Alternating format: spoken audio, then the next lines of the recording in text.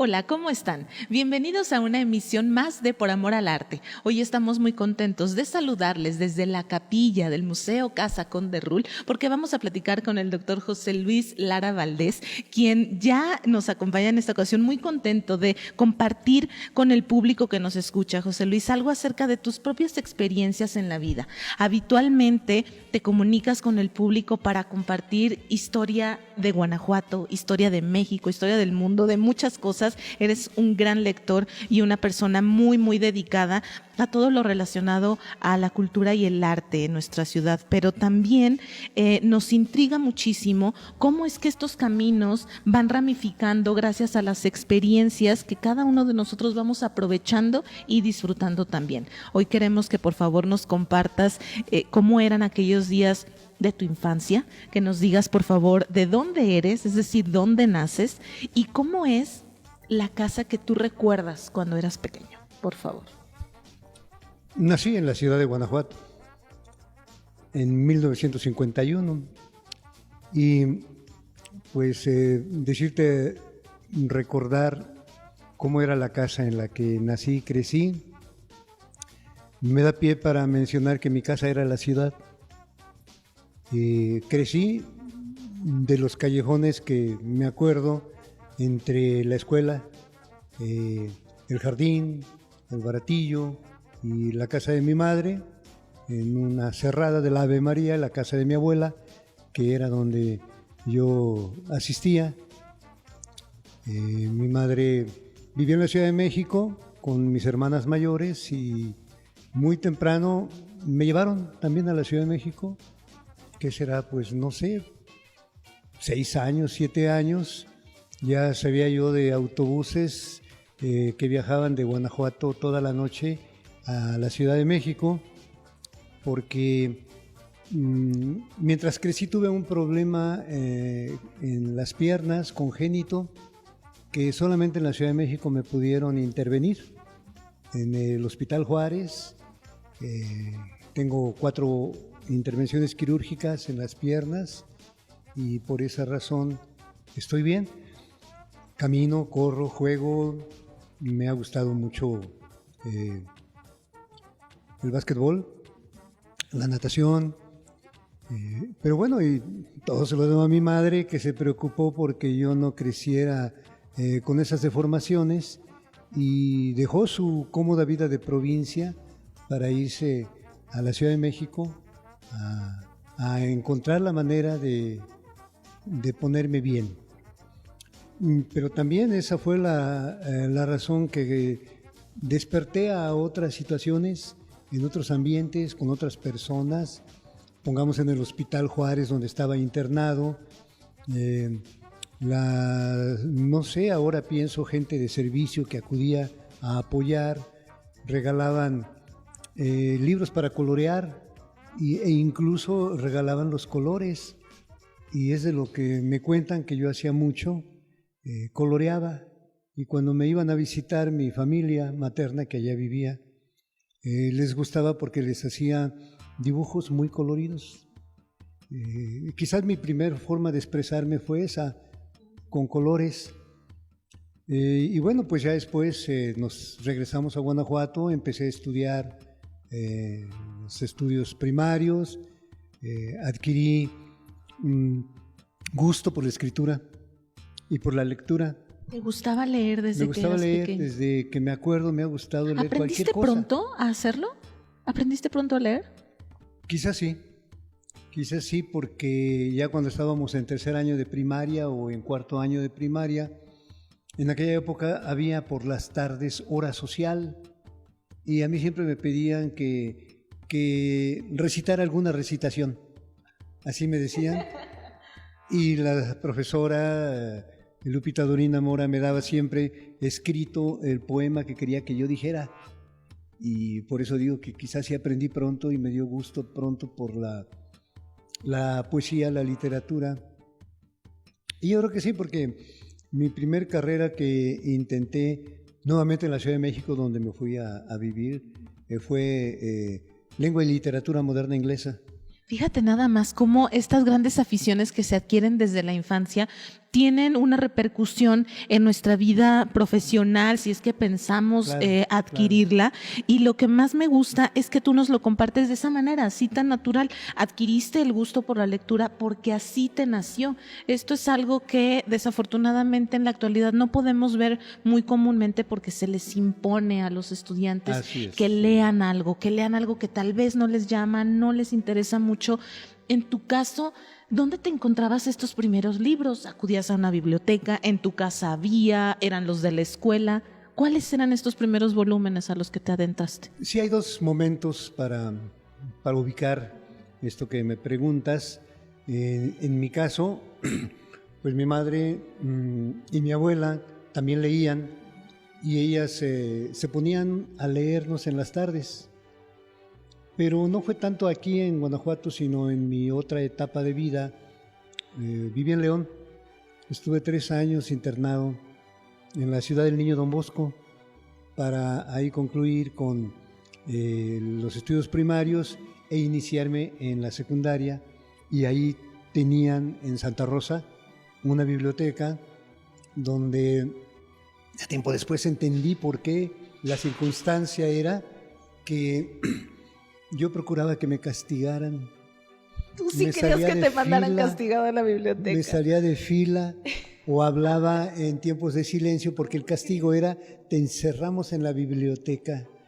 Y ahí fue donde descubrí una colección de libros de mano antiguos, el romancero gitano, los cantares de gesta, el cantar de clerecía, el mester de juglaría, el poema del mío Cid. O sea que tendría yo como unos 13, 14 años y ya me había leído todos esos libros de la literatura castellana, además en el castellano antiguo que ahí tenían. Cuando se dieron cuenta de que yo hacía lo posible por que me castigaran, ya no me dieron ese castigo de encerrarme en la biblioteca. Descubrieron que era tu gran placer y decidieron castigarte con otra cosa. Fíjate nada más cómo también sin quererlo nos has encontrado con otra experiencia que tal vez muchos que nos escuchen y nos vean compartan. Si ya de entrada te están castigando con mandarte a una biblioteca, algo ahí está muy mal, porque entonces te están poniendo los libros, la lectura, la concentración, el recogimiento en un sitio magnífico, que además nosotros amamos, son las bibliotecas, como un castigo. ¿Cómo es posible eso, José Luis? Tú encontraste una maravilla, tú eres como ir a una dulcería siendo un niño. Una vez que te cachan y que ya no te llevan esos castigos, ¿tú de qué manera obtienes en otros lados volúmenes a los cuales acercarte? ¿Tenías compañeros que también leían, No. compartían? ¿Cómo fue? No, lo que hacía fue que comencé a escribir. Hice un diario. Si no podía leer, me ponía a escribir. Di con la herramienta que me ha construido tanto en la vida hasta la actualidad. Escribir, escribir y escribir. Y fue a través de un diario, era un diario personal. Era un diario personal. Redactabas tus jornadas diarias. Sí. Todo lo que nos sucedía en el internado. Yo estaba en la selección de voleibol, cómo entrenábamos, qué hacíamos. No me gustaba el fútbol. Y ¿Qué nos obligaban deporte a que te gustaba? jugáramos. ¿No te gustaban las actividades físicas? Imagínate vivir en León y que no me gustara el fútbol. Eso era raro. Raro, Totalmente. Pero me gustaba mucho el básquet y la natación, que era lo que más teníamos en el internado, los deportes. Oye, José Luis, ¿y las ficciones? ¿En qué momento te comenzaron a interesar otro tipo de escritos y en todo caso también comenzaste a desarrollarlos? Sí, cuando viví en la Ciudad de México, a donde salí del internado para hacer la preparatoria y pues me fui a la Ciudad de México, entré a la UNAM, a Letras Inglesas y ahí comencé a hacer ficción. ¿Con quién te Escuchando fuiste a la mis Ciudad de profesores. México, José Luis? ¿Tú ya seguías teniendo contactos allá, familia y todo? Sí, siempre me he apoyado en mi familia, pero en esa circunstancia el movimiento de exalumnos salesianos me apoyó mucho en la Ciudad de México. Me establecí solo, me encontraron empleo, me supervisaban y nos reuníamos, exalumnos que habíamos estado en la Ciudad del Niño Don Bosco en León y que ahora nos abríamos paso en la Ciudad de México. Pues de esa manera tuve varios empleos que me permitieron trabajar y estudiar. Esto es una etapa que yo creo debe ser sobresaliente en muchos de los casos que así lo han vivido, porque concentrarse en los estudios mientras también se tiene una obligación diaria de estar aportando algo que te permita continuar con eso que más deseas, es un reto importante. En aquellos días, ¿en qué más te refugiabas, así como era la lectura, la escritura, los estudios? ¿Cuáles eran estos trabajos? La música. También en el internado quise aprender piano. Y los 3 años que allí estuve, tuve un buen profesor de música, el padre Gabriel, y otro supervisor, el padre Beltramín, que me guiaban. El último manual o método que puso el padre Beltramín ante mí fueron sonatas de Bach, habiendo iniciado con el Beyer y otro método con el padre Gabriel, y ya dijo, tú ya no eres para métodos de aprendiz, y me puso sonatas de Bach al piano. Entonces la música se convirtió en otro espacio, en otra vivencia.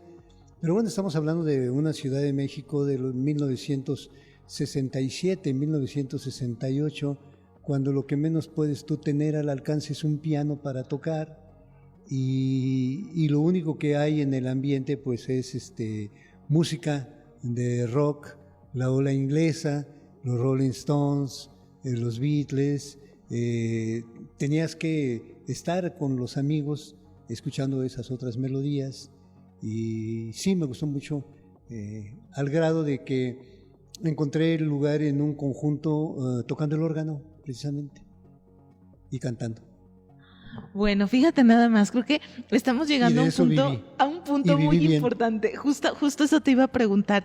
¿Dónde está esa línea que divide las cosas que disfrutas, que te encantan y de las cuales además puedes vivir? Creo que es en ese momento uno de los más representativos en todo esto que nos has ido contando, porque ya te das cuenta que aquello que te gusta y que además estás aprendiendo de otras personas con las que también te rodeas, te puede dar para continuar en ese camino y probablemente alcanzar estas metas que tú nada más tenías como referencia cuando apenas te introduces al mundo de la música, pero sí sabes que son grandes maestros los que te están enseñando a apreciar de otra manera los acordes musicales. Yo creo que es algo realmente muy valioso. ¿Qué te parece si después de esta pausa, que será muy breve, continúas platicándonos qué es lo que se hace con aquello que ya tienes muy, muy presente hacer y de lo cual piensas vivir en el futuro? Volvemos por Amor al Arte.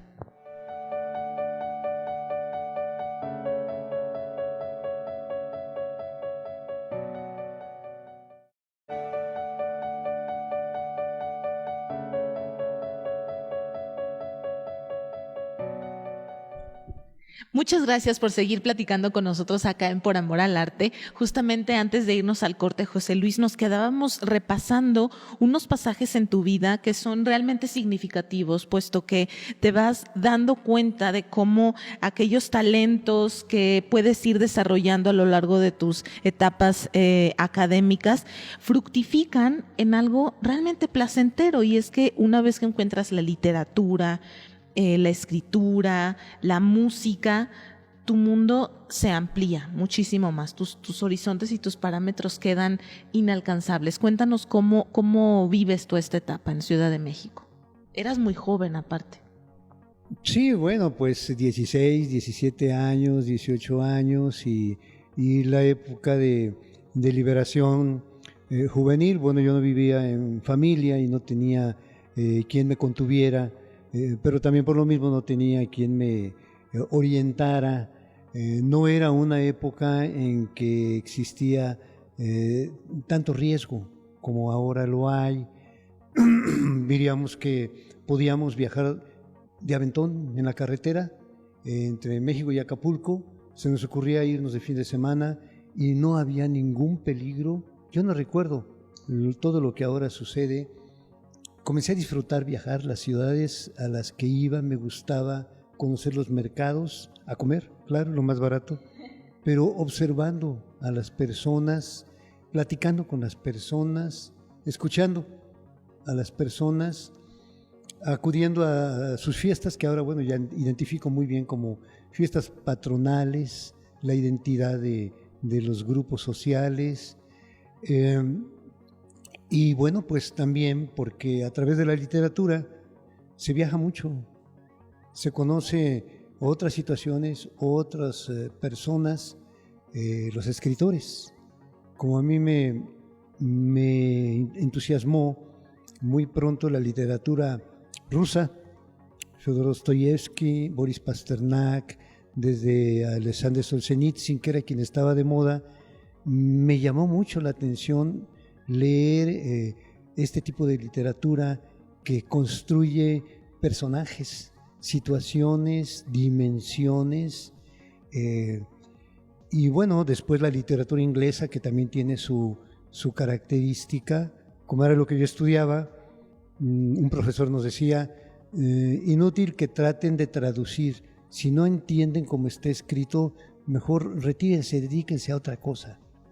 En la literatura inglesa nos pedían eso, que no cargáramos diccionario y que no usáramos traducción, que tratáramos de entender cómo estaba escrito el asunto. Caray, yo no me quedé en la literatura, pero a donde vine a parar profesionalmente, que es la historia, esa fue una regla de oro, porque en historia encuentras documentos que lo más rico, lo más gozoso es sentirlos como están escritos, quién los escribió y lo que allí está registrado, en vez de interpretarlos, en vez de entenderlos desde tus valores sociales, verlos como son, así como están. Eso que ya con el tiempo y la academia hemos entendido como la hermenéutica, que la interpretación de los textos. Pero entonces no, era una situación muy natural, decía, podíamos vivir sin riesgos, podíamos experimentar, no tuvimos afortunadamente inclinación a las adicciones, había quien sí las tenía, podíamos salir en las noches por la Ciudad de México sin los riesgos que ahora hay, podíamos disfrutar la ciudad. Y claro que también estamos hablando de una etapa con muchísima efervescencia, no nada más en el ámbito cultural y en la escena que te tocó vivir allá, sino también personalmente. Es una etapa en la que muchos de nosotros sentimos fuerzas de un lado y de otro, intereses que pueden surgir de repente de la nada y potenciar hasta una de nuestras más grandes pasiones. ¿Tú cómo llegas? También eran otros tiempos de la Universidad Nacional Autónoma de México, era un poco más fácil, difícil entrar. ¿A ti cómo te fue? ¿Cuál era el contexto que tú traías y cómo fue entrar a una escuela? Yo creo que tenía unas buenas bases de aprendizaje, porque cuando hice mi examen de admisión a la preparatoria, fue el año en que se estableció una nueva modalidad de bachillerato, el Colegio de Ciencias y Humanidades, y fui seleccionado. Entre todos los que presentamos el examen en la UNAM para las prepas, yo fui seleccionado, entre otros, para formar los colegios de Ciencias y Humanidades, una educación más activa, más dentro de las posibilidades que cada uno tiene y no tanto el esquema rígido e inflexible de unos estudios de nivel medio superior. El Colegio de Ciencias y Humanidades te propiciaba que tú estudiaras varias cosas a la vez, lo que ahora llamamos la interdisciplina. Ahí la comenzamos a experimentar, de tal manera que me fue bien y también terminé con pase automático a la UNAM, no tuve que solicitar examen de admisión, por eso elegí lengua y literatura moderna inglesa. Fíjate nada más, después de tener también la tentación de querer por ahí incursionar en la música, ¿no te llegó esas ganas de tal vez buscar un lugar, un en conservatorio? La música no. Nunca lo viste por ahí. Era una afición aparte. Era un gusto. Posiblemente pues no tenía ni el talento ni el compromiso con el instrumento, con el piano. Después aprendí a tocar guitarra, pero solo para convivirla, compartirla, no como concertista ni nada de eso. Me educó, musicalmente me ha educado, me ha servido mucho. Pero hubo tres presencias, influencias, diré, que cambiaron todo. Haber leído a Carlos Fuentes, la región más transparente del aire, la novela donde aparece por ahí un personaje que va a estudiar Derecho y es de Guanajuato. y se llama Jaime Ceballos. Ya la palabra Guanajuato me hizo reaccionar. Ah, caray, si yo soy de Guanajuato. Había olvidado por completo ese pasado en la Ciudad de México hasta que leí La región más transparente, que para mí es la novela de la Ciudad de México, sobre la Ciudad de México, cómo se transforma en aquella época, que también Carlos Fuentes llegó a vivir ahí. Y luego busqué más de Carlos Fuentes y pues encontré Las buenas conciencias, donde el personaje principal es Jaime Ceballos, niño en una familia que se avergüenza de que él es hijo fuera del matrimonio, y entonces lo adjudican a una tía, y todo lo que sucede en la novela me hacía recordar personas que había conocido en la ciudad de Guanajuato, la misma escuela en la que yo había estado, los jóvenes como ahí actúan en Las buenas conciencias. Hasta no necesitó nadie decirme la casa que ubica, dónde es, pues en San Roque. Me dieron ganas de venir a Guanajuato para recorrer esa geografía urbana que describe Carlos Fuentes en Las buenas conciencias. Mi segundo encuentro fatal, terriblemente, fue Jorge Ibargüengoitia. Haber leído Estas ruinas que ves, porque en ese tiempo yo trabajaba en Editorial Novaro, en el tercer turno, en control de calidad, y me tocaba supervisar que los pliegos de la producción que ahí había salieran en la calidad de las tintas, que no se movieran las cajas, algo que ya me habían enseñado a hacer, y me tocó ver salir los primeros pliegos de Estas ruinas que ves, porque había obtenido el premio de novela Netzahualcóyotl que convocaba Novaro, y el primer lugar había sido Jorge Ibargüengoitia.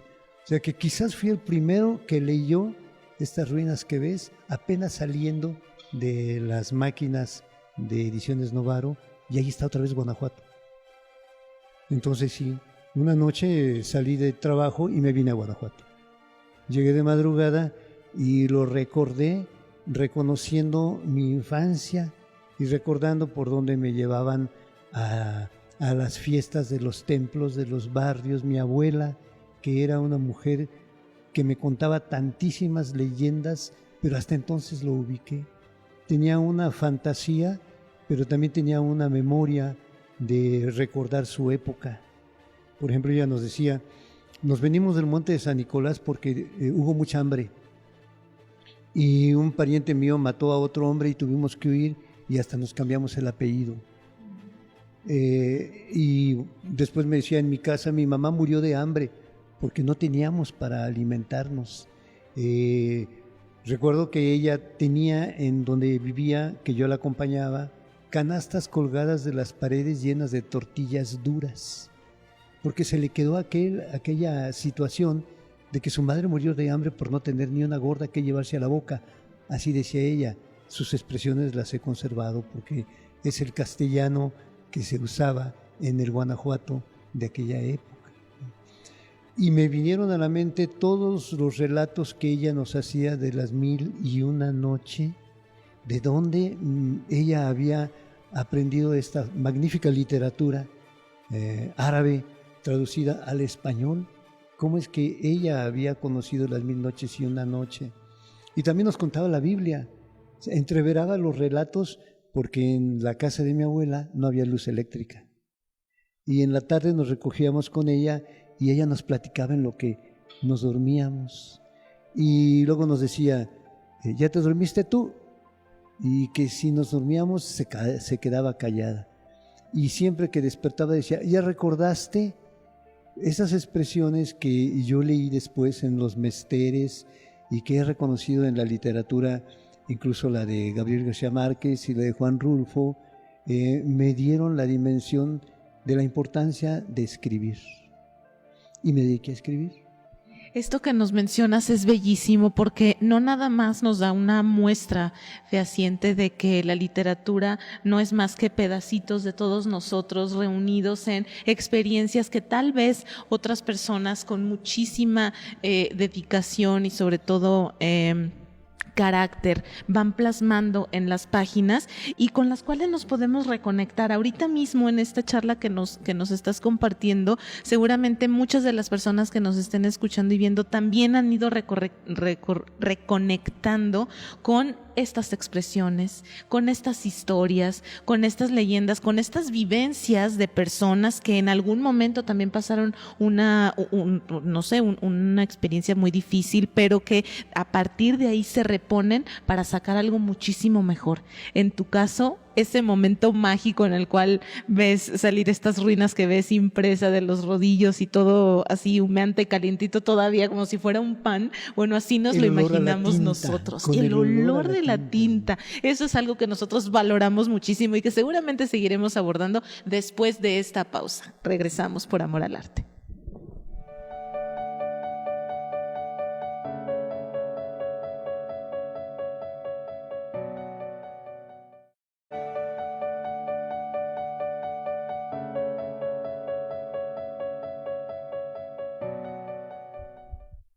Muchas gracias por seguir con nosotros en este Por Amor al Arte, en el cual nos hemos quedado enganchadísimos, porque además José Luis nos acaba de dar un dato que nos dejó con la boca abierta. No nada más, seguramente fue uno de los primeros en leer estas ruinas que ves de Jorge Ibargüengoitia después de que gana un importante premio para una editorial, José Luis, que nos acabas de nombrar ahorita, la editorial Novaro, mítica por muchas razones, para quien nos esté escuchando y viendo y que ubique lo que ahora conocemos como cómics. Antes se les llamó historietas, antes eran solamente cuentitos que se leían de una mano a otra y que el primo más grande se lo leía al pequeño y a lo mejor había unos que ni siquiera sabían leer, pero también les contaban, ¿no?, las historias a sus compañeritos.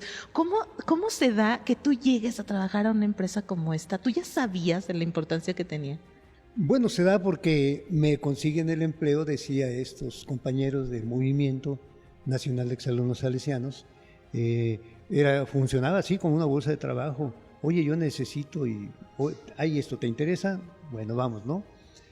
Pero justamente como lo mencionas, viviendo en León, antes de estar internado, había podido vivir con mis padrinos de bautizo en la calle Río Bravo y les llevaba el almuerzo al hijo que trabajaba en la fábrica de calzado Avante, allá junto al Panteón de San Sebastián.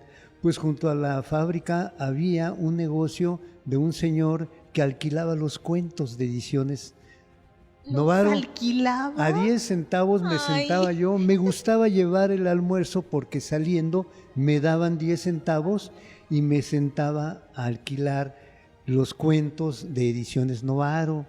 Las joyas de la mitología me encantaban, las vidas ejemplares, las vidas ilustres. Ya después ni me cobraba el señor, me veía tan entusiasmado que me decía, mira muchacho, lee esto.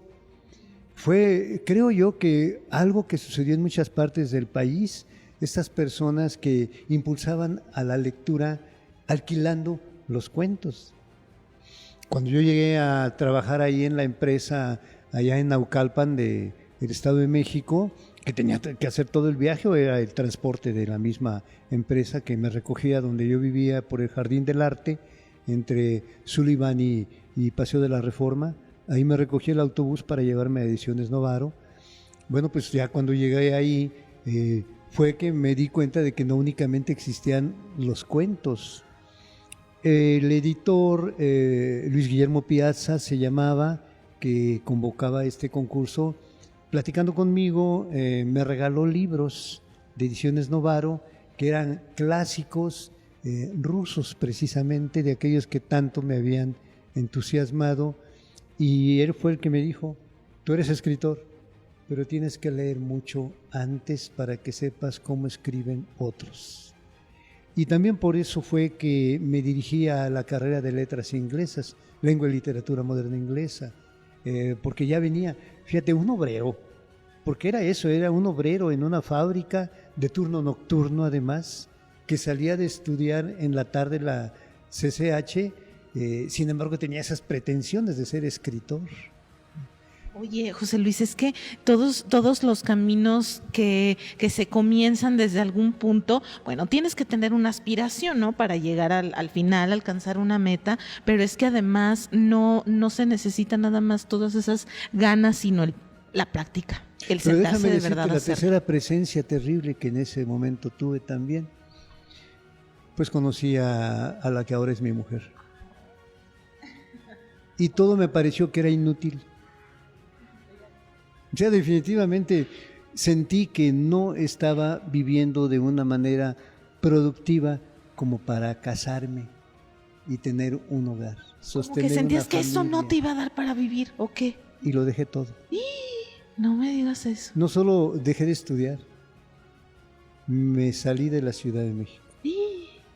Me sentí en crisis. Ahora sí que por el amor de una mujer. Me sentí en crisis, me regresé a Guanajuato, mi familia aquí me decía, ¿qué quieres hacer? Pues trabajar. ¿Y de qué vas a trabajar? Minero, ya estás muy grande como para aprender, carpintero, mecánico. Pues sí, y todo lo intenté, pero no me sentía a gusto. Yo quería trabajar, quería aprender un oficio.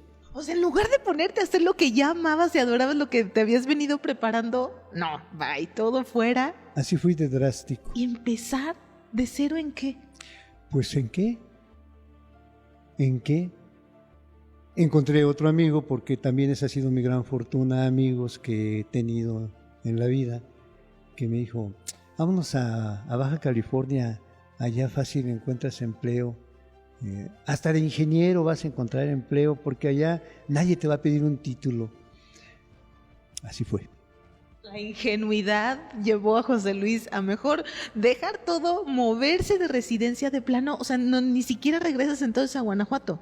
Tú te Me voy a fuiste vivir Baja a La California. Paz y me doy cuenta de algo que había estado también en mi profundidad como anhelo, el mar. Me voy a vivir en el mar y vivo de una manera muy tranquilo, muy diferente, muy en la naturaleza. Es otro ritmo, Agarro ¿verdad? la guitarra, allá piano por ningún lado, lecturas tampoco, la gente con la que trabajo, que son de la Secretaría de la Reforma Agraria, donde consigo el empleo ¿Cómo llegas ahí? y decido ser efectivamente un buen trabajador y les pido a los que sí son ingenieros que me enseñen a usar el teodolito, que me enseñen a calcular, que me enseñen a dibujar, que barbaridad, ahora con el plotter nada de eso se hace. Las mismas mediciones en tierra ya no se hacen con baliza y estadal, ya no hay que cargar el teodolito, ya todo es con sistemas automatizados, pero yo aprendí en el campo la topografía. Y llegaste así de cero, o sea, llegaste, te plantaste Y y yo porque mi dijiste, amigo me dijo, quiero un empleo. vente, yo te consigo el empleo. Y me lo consiguió. Y bueno, pues cuando me sentí que había solucionado esa parte de mi existencia, hablé con mi chica y le dije, vente para acá, ahora sí ya tengo con qué mantenerte, ya tengo un oficio, ya soy útil a la sociedad. ¿Cuánto tiempo pasó ahí, José Luis? Desde que llegaste hasta que ya dijiste, 3 a ver, años. ay, ¿en serio? Sí. Y sí, ella fue a visitarme a La Paz, pero no se quedó, el clima no le pareció así como que para vivir. Y pues bueno, me regresé a Guanajuato. El ritmo de vida es distinto en la costa. El ambiente que rodea estos paisajes maravillosos que vemos, sí es diferente, ¿cierto? Sí, Sí, se distribuye claro. de una manera Claro. diferente. Tú, ahora que lo ves en retrospectiva, fue una etapa muy bonita en tu vida, sin embargo, Muy bella, muy el bella. regreso a Muy Guanajuato. bella por el paisaje. Claro, es otro Es otro ambiente, mundo, totalmente, sí. otro mundo. El mar es otra prácticamente. sensación, escucharlo es otra sensación. Y entonces cuéntame, ¿cómo es el volver a Guanajuato? ¿Cuál es ese cambio tan fuerte que implica una vez que habías encontrado el paraíso? Pues volví a la universidad. O sea, no es que hubiera yo estado en la Universidad de Guanajuato. Yo estuve en la UNAM, pero volví a ese espacio formativo que es toda universidad. Y fue cuando intenté historia. Presenté examen de admisión para la carrera de historia. Me quedé. Y a partir de ahí conseguí empleo en el Instituto Nacional de Antropología e Historia con una amiga que estaba dedicada al registro de archivos históricos en el estado de Guanajuato. Eran 4 historiadores y yo fui su asistente, y ahí fue donde todo lo que había sido mi pasión por la literatura se volcó en mi pasión por el patrimonio documental, histórico, artístico, cultural. Fui el que se hizo cargo de fotografiar el sureste del estado de Guanajuato, donde viajábamos para registrar los archivos, en qué estado se encontraban. Y no solo me dio por fotografiar los documentos, sino los edificios, las iglesias, los jardines, a las personas. Creo que fue un reencuentro con una trayectoria que sin habérmelo propuesto ya se venía dando para ser historiador. Aprendí a escribir para ser historiador, no para decir fantasías. Claro, fíjate qué importante es de pronto seguir este camino que si bien no está trazado, vas sintiendo y sí vas conectando con él a lo largo de que transcurre. Hace un momento que nos decías lo maravilloso que fue vivir en el mar, también nos deja un poquito la noción de que si no hubieras pasado por esa etapa tampoco valorarías de la manera que lo haces todos estos ambientes tan distintos como los que habías vivido ya en la costa y también en otras ciudades del Bajío. Ya habías pasado por León, ya habías vivido en la capital. Te contaré una vivencia de Baja California Sur. Llegamos en una brigada para hacer una ampliación ejidal. Llegamos en la noche, armamos el campamento porque íbamos por brigadas y como yo había destacado por el trabajo, me asignaron como si fuera ingeniero una brigada y una responsabilidad, pero dependíamos de los ejidatarios. Se estaban creando nuevos centros de población ejidal y había que ampliar uno de ellos, a donde llegamos a acampar de noche, bueno, de tarde noche. Vi pinturas rupestres en la parte alta de unos cantiles, pero estaba oscureciendo. Me maravillaron. Yo nunca había visto una cosa así. Estaba oscureciendo y al día siguiente salí temprano y ya no estaba. Y me cansé de buscarlas y ya no estaban. Entonces, bueno, teníamos que salir porque llegábamos en camioneta a este lugar, pero nos movíamos por la sierra de San Francisco, nos movíamos a caballo, nos movíamos llevando recuas para que cargaran precisamente el equipo. Tuvimos que salir y a regresar en la tarde para comer, que allá en el campamento nos hacían la comida. Volví a ver las pinturas. La luz del día hacía que desaparecieran en la mañana y aparecieran en la tarde. La luz del día les pegaba únicamente en la tarde. Y son las famosas pinturas de Baja California Sur, que están consideradas como una proeza de aquella época. San Borja. Todavía existen, son muy notables. Yo las conocí así, como la novela de Ibargüengoitia saliendo de la máquina por primera vez. Entonces sí me impactó eso que la humanidad había hecho antes, mucho antes de que existiera la escritura, esta pintura rupestre. ¿Quién la hizo? Los indios, me decían. O me decían extraterrestres, que no ves que ahí hay extraterrestres. Claro, sí, no, bueno, las teorías siempre han existido y yo creo que algo que sí nos podemos llevar profundamente grabado en el corazón son esos momentos mágicos que no se planean y que ni siquiera se esperan tampoco, mucho menos vamos a pensar en planearlos, pero es que esa sorpresa que te lleva la primera vez que ves algo, ese descubrimiento de los rodillos y el olor de la tinta con el papel, estas pinturas nada más se viven cuando de verdad estás atento y viviendo por amor al arte. Regresamos.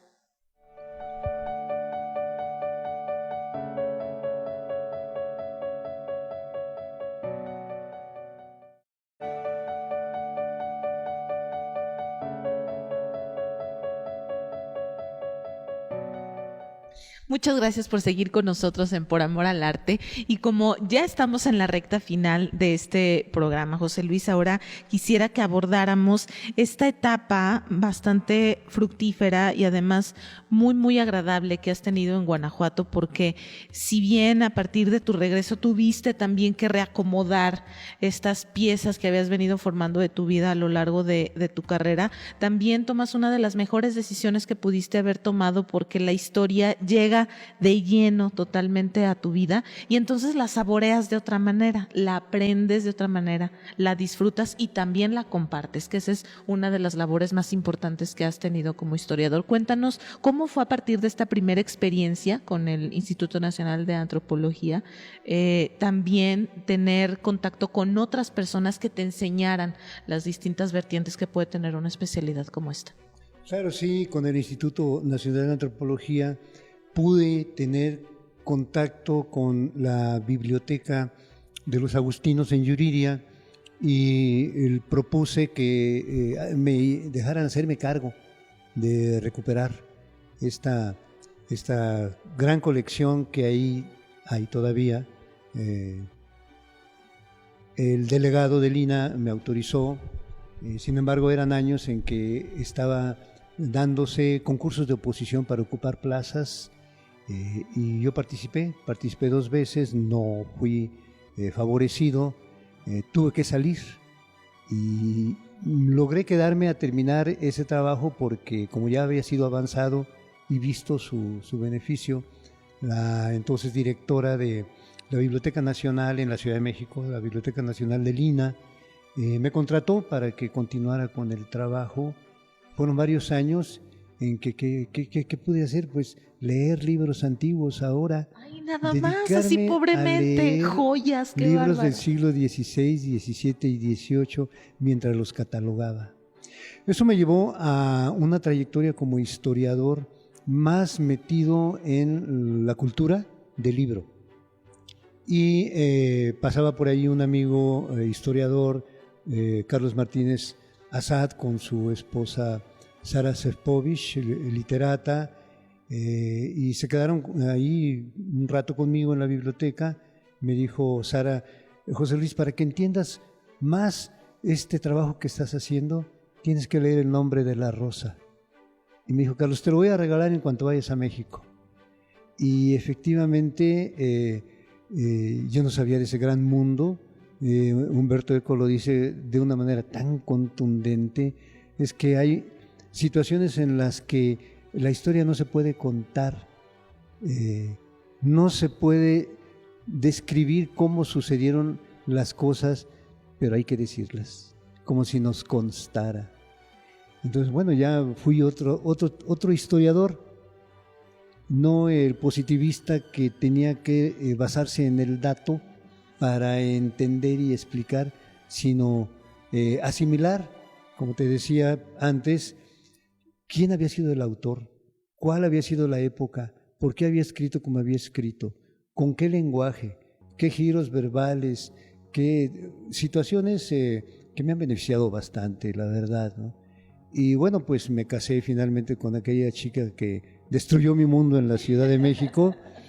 Ella de allá se vino a vivir acá y pues tenemos una buena familia, ya 5 nietos, decimos nuestra segunda camada es mejor que la primera, y todo se ha construido alrededor de los libros, la escritura, la historia, también pues porque pude formar parte en la Universidad de Guanajuato de su cuerpo de profesores.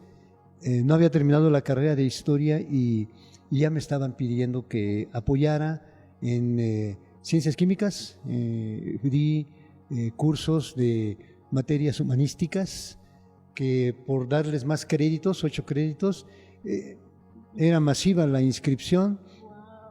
Impartí cursos de materias humanísticas, que era lo que hacía iniciación a la lectura. Le decía: tú lee el libro que quieras y aquí lo platicas.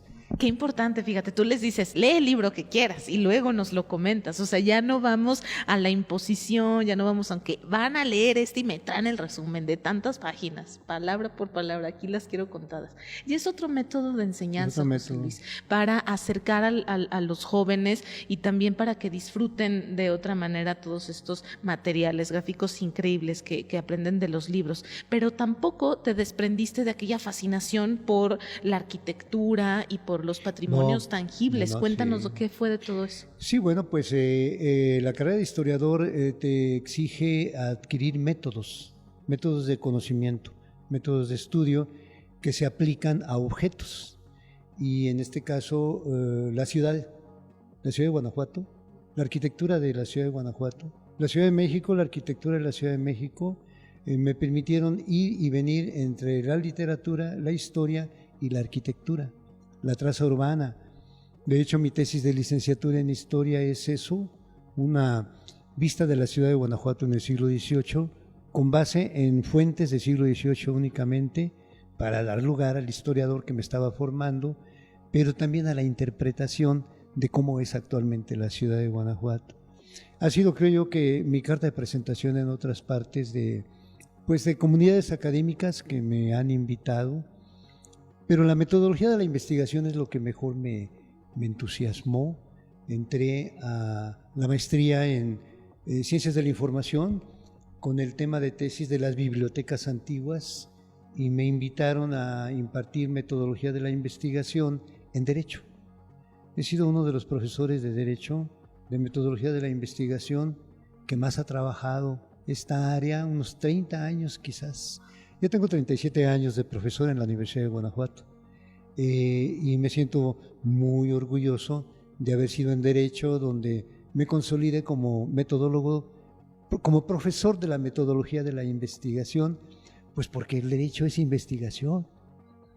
Totalmente, todos los términos y conceptos que manejamos vienen de hipótesis, conjetura, deducción, refutación, confrontación, teoría, ley, lenguaje usual para los abogados que de veras investigan, ¿no? Y pues la universidad que me ha propiciado o me ha impuesto incluso gestión cultural, gestión por el patrimonio. Ha habido rectores que me han llevado, que me han traído, que me han convencido de que participe en este proyecto, en este otro. Algunos se han concretado muy bien, otros se han quedado pues ahí en el aire, porque a veces no es que no se logre, sino que no es tiempo de que concrete una recuperación del patrimonio. Es un asunto muy lento, muy tardado, pero aquí estamos, aquí seguimos. Afortunadamente, creo yo, me permito tocar la coyuntura, decían los marxistas, del virus que padece el planeta. Parece que la historia mundial del siglo XXI está comenzando con este elemento invasivo y destructor que va a dejar sobrevivientes, y los sobrevivientes van a ser los portadores de la historia. Los que no prevalezcan o prevalezcamos, ya pasamos a la historia, ya habremos pasado a la historia.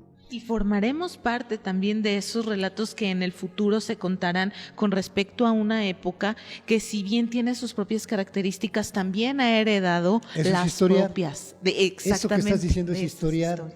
Y serán los sobrevivientes con las web media, porque ahora las fuentes son las redes. Es WhatsApp, es Face, es Messenger, es Zoom, es Skype, es todo lo que está circulando por el planeta. Esta aldea global en la que nos hemos convertido es la historia ahora.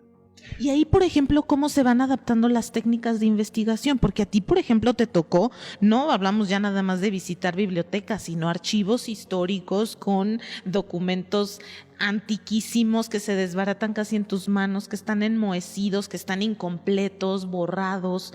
¿Cómo han cambiado para ti estas técnicas desde entonces, cuando las aprendiste, ahora que ya hay facsimilares, ya hay copias en digital? Pues, ¿qué crees? Que haciendo las imágenes digitalizadas se pueden hacer crecer o se pueden hacer cambiar el sentido y se puede leer. Puedes encontrar detalles yendo a la fracción micro de una imagen llevada a pantalla. ¿Y tú te has adaptado a eso? Sí. O sea, tú te ves ahora tomando fotos de aquellos periódicos antiquísimos. Me la paso haciendo frame pictures. Localizo las bibliotecas antiguas, entro a los códices, amplío la imagen, la localizo, la ubico y la monto en un PowerPoint para compartir con mis alumnos. Es la manera como yo vengo trabajando hace años. Hice el doctorado en artes y eso fue lo que mejor adquirí, cómo utilizar las imágenes. Eso a nosotros nos tiene muy contentos porque justamente ahora que hablamos de contingencia y que hablamos de que hay que estar en casa, todo esto lo podemos eso tener se puede en la tener. facilidad de nuestra Es habitación, nuestra historia, nuestro sitio. está Claro. a nuestro alcance. Claro, la gente que no tiene desafortunadamente acceso a la tecnología, desafortunadamente no la tiene. Tendrá que encontrar otras maneras de participar en la misma historia. Hablamos de los que sí podemos estar en las web managers. Ni modo. Claro, y justamente buscarle, como dices, buscar la manera. Si obviamente no vamos a dejar de lado, si hay una persona, varias, muchas que no tengan acceso a Internet todavía, dejamos estos métodos que siempre han existido y que son los que en primera instancia nos enamoraron, que es físicamente, detenerte, observar un edificio, darte cuenta de esos pequeños detalles que son los que lo conforman y los que hacen que te llamen a la vista. Detalles, lo hemos comentado con anterioridad también, que de pronto vemos pasar porque estamos en nuestro camino de diario, pero si nos tomamos ese pequeño momento, ese minuto tal vez extra para saborear de distinta manera las cosas, lo podríamos aprovechar Claro. mejor. Esto me lleva a preguntarte ya para cerrar la intervención en Por Amor al Arte, ¿en dónde podemos encontrarte? ¿Un correo, una página, algo en donde podemos comunicarnos también para seguir alguno de tus talleres Sí, en claro, línea? mi correo es mis dos apellidos, el segundo sin vocales,